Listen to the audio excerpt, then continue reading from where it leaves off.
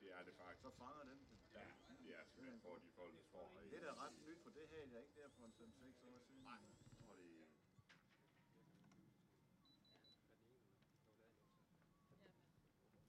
De to forreste, der står her, det er med højvingede modeller, som man bruger, når man skal lære at flyve, fordi de er mere stabile, og de kan bedre håndtere vind. Der i midten, der står sådan en med sidefinder på. Det er til lidt mere sådan sports- og kunstflyvning. Og den store, der står over i hjørnet, det er til decideret kunstflyvning, som ja, afart. Derovre, der har vi en lidt større helikopter med træningsunderstel. Det er så, når man skal lære at flyve, så letter man lige lidt, og så får man ikke vælter med den, så den går i stykker med det samme, så hjælper det lidt med at lande igen. Og helt nede i hjørnet, der har vi så en ren svæveflyver, som bliver trukket op af en anden flyver, og jamen, så svæver man rundt på enten termik eller flyver sportsflyvning, og så lander man så og bliver trukket op igen. Det er en pulssender. Det er dem, vi bruger til at styre de forskellige fly med. Der er også en almindelig håndsender. Du kan op hernede fra. Og forskellen er, hvordan man holder dem. Det der, det er sådan lidt mere afslappet, og det her, det er sådan lidt mere, nu skal det bruges, og så tager man det lige med ud, og så kan man bruge det. Men det eneste forskel, det er sådan set komforten i det. Og hvor mange penge man vil bruge på det. Skal der store styremaskiner til at styre større fly? Eller kan man gøre det med den lille også? Det kan man gøre med de forskellige. Altså det er ikke, der er forskellige antal kanaler på de forskellige radioer. Og nogle fly bruger sådan flere kanaler end andre. Det er, størrelsen på radioen, det er bare antallet af kanaler. Og om det er sådan en der, eller om det er sådan en her, de kan have lige mange kanaler. Og så er det bare, hvad man bedst kan lide at stå med. Mm-hmm. Og hvor praktisk det lige skal være. Hvor mange timer kan de flyve? Af gangen? Jamen, det varierer fra 2 minutter til cirka 8 minutter. Svæveflyene kan flyve længere, hvis det er varmt og der er god termik. Men ja, 2 til 8 minutter, så skal vi lade eller tanke. Og hvor højt kan de flyve? Vi må flyve til 100 meter. Vi kan flyve dem, til de ikke kan ses mere. Og det er også afstanden til styringen? Det er også afstanden til styringen. Det er til vi ikke kan se det mere. Okay. Ja, men vi må kun flyve op til 100 meter. Der er noget luftfartslov, og flyene de flyver ned til 300 meter, og så skal der være noget sikkerhedsafstand. Vi kalder også, hvis der kommer fly ind over for sikkerhedens skyld, så flyver man lavere ned for at være helt sikker. For nogle af de der ultralights og sådan noget, de kan godt finde på at komme lavt ind over. Dem skal man jo tage hensyn til. Kan man sætte kamera på dem? Ja, det kan man faktisk. Det er blevet meget moderne her på det sidste. Det er at sætte, der er sådan nogle GoPro-kameraer, hedder de. Cykelryttere og sådan nogle, de bruger der mountainbike. De bruger det, og så sætter det på hjelmen og sådan noget. Men man kan også sagtens spænde det på en flyver. Det vejer ikke så meget, så får man nogle fede billeder op fra. Ja. Er det billeder, som man så kan tage ud bagefter, eller får man det direkte sendt ned med det samme? Man kan gøre det på begge måder. Det helt avancerede, det er, så står man med nogle briller på, eller en videoskærm, og så har du det live. Det andet, det er, hvor du har det sådan bare optager det, så sidder kameraet på flyveren, og når du så kommer ned, så tager du det over i computeren, og så kan du redigere det. Men det har vi ikke så meget af herude nu.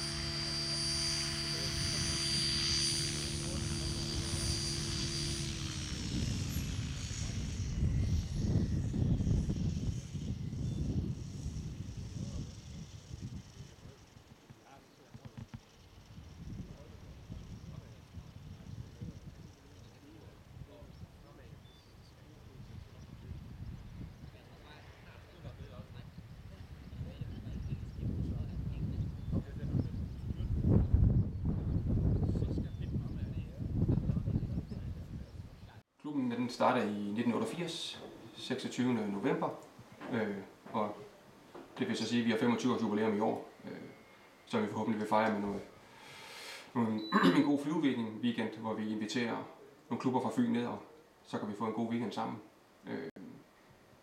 Den startede ude i Friesen Vænge, ude i nærheden af Fåborg. Ikke at jeg var med på det tidspunkt. Og efterfølgende år, der flyttede den til Brandeskov, hvor der lå den i 2-3 år. Så blev lejen for dyr hos bondemanden, og så var vi så ellers rundt og lede efter pladser i Skorup og forskellige steder. Og så Michael Ahlefeldt ude fra Eskov, han tilbød os at få en flyveplads derude. Han havde modelbåd i hans voldgrav i forvejen, og så synes han, det kunne passe meget fint med et modelfly også, og der var også selv interesseret. Han startede også selv og lærte at flyve. Og der var vi hvor længe var vi der? Der var vi i 7-8 år, tror jeg. Og så kom der desværre nogle klager fra nogle af hans medarbejdere, som boede ude i oplandet, og så valgte han simpelthen at lukke den.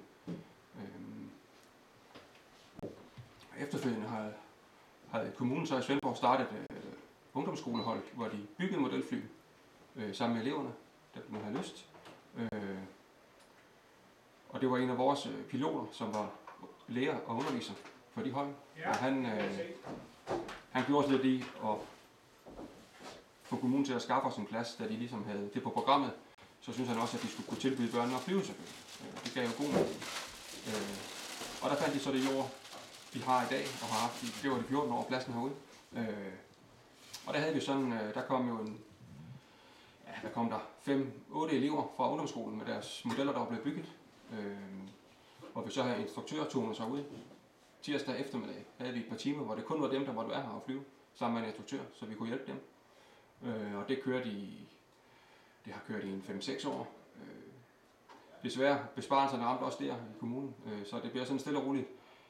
Den andel, kommunen kunne betale af modelfly, blev mindre og mindre. Og det endte så med, at vi fløj med små flamingoflyver, som egentlig ikke holdt ret længe, når de faldt ned. Plus at børnene kunne egentlig flyve med dem hjemme i deres baghave. Så det gjorde, at mange af dem ikke dukkede op her, desværre. Og så har vi for en 5 års tid siden, der udvidede vi klubben med en fjernstyret bilbane, hvor der var en vældig aktivitet. Vi byggede køretårn og mekanikersted, og så blev det ellers kørt. På det tidspunkt der var vi oppe og runde 49 medlemmer, da det var lige på det højeste. Men det har desværre været lidt stillestående her de sidste par år med bilerne. Vi har jo ikke kunne bede piloterne om at ordne bilbanen, kan vi sige, når de ikke benytter dem. Så selvfølgelig var det rart at få nogle kører, så vi kunne få lidt mere aktivitet her. Og ellers i Italien der er vi 22-23 medlemmer, og der er flere, der har haft ringet og sagt, at de gerne vil komme forbi og melde sig ind og komme til at flyve væk. Og lige i dag har vi holdt åben hus. Er det en dyr sport? Jamen, hvad koster det at komme i gang? Det ligger på omkring 2500-3000 kroner. Så har man en fin trænermodel med det til, der skal bruges. Og der snakker vi, om det er brændstof eller det er elfly. Det er nogenlunde den samme pris. Altså i dag flyves der mest med el. Da jeg startede, der var det stempelmotorer, man kørte med for 20 år siden. Og der var måske 1 eller 2 elmodeller. Hvor i dag der er der 1 eller 2 brændstofmodeller, og resten er simpelthen blevet til el. Er det mere sikkert? Det er ikke mere sikkert. Det støjer lidt mindre, kan man sige. Noget af det støjer lidt mindre, kan vi sige.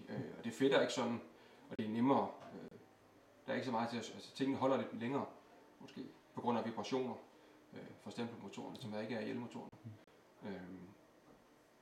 Så i dag der er faktisk kun el tilbage, og det er faktisk på landsplan, at det flyver med primært el.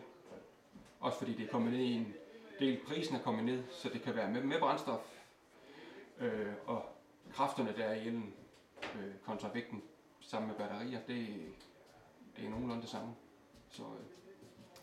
Så flyet bliver ikke, eller helikopter bliver ikke det tungere, fordi det skal flyve med el, som hvis det var brændstof faktisk i dag. Det er samme vægt, måske. Ja, det ligger nogenlunde det samme. Ja.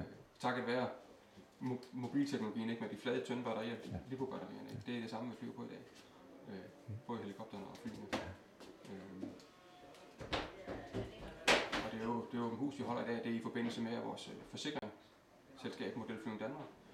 De holder sådan en modelflyvningsdag, og det er det så valgt, det skal være i dag den 1. september, hvor alle cirka 100 klubber forhåbentlig holder åben og indbyder til modelflyvning i alle aldre. Og så har de sat sådan en lille konkurrence, kan vi jo ikke kalde det, men et Danmarksrekordforsøg op i håb om, at hvis man regner lidt, 100 klubber og 50 flyvninger per klub, ikke, så vil det være 5.000 modelfly i luften på samme dag. Så det håber vi, det kan lade sig gøre. Lige nu har regnen godt nok taget lidt til, men så længe det ikke styrregner, så kan vi jo godt flyve, hvis det er. Ja. Det vil sige, at det ikke er det ind med forsikring, hvis der sker noget? Det er, vi har en ansvarsforsikring, som dækker, hvis vi rammer biler eller personer, tage, så er vi forsikret og dækket. Det skal man være dækket af. Hvor tit flyver I herude? Her på pladsen, der har vi klubdag tirsdag fra om eftermiddagen og til solnedgang, og lørdag fra middag af og også hen mod aftentid. Det er de faste dage, kan man sige. Men altså, vi må flyve alle ugens dage, men flyver vi på andre dage, så plejer vi lige at snakke sammen om det, sådan så vi kan mødes i hvert fald. Men klubdagen er tirsdag og lørdag. Okay.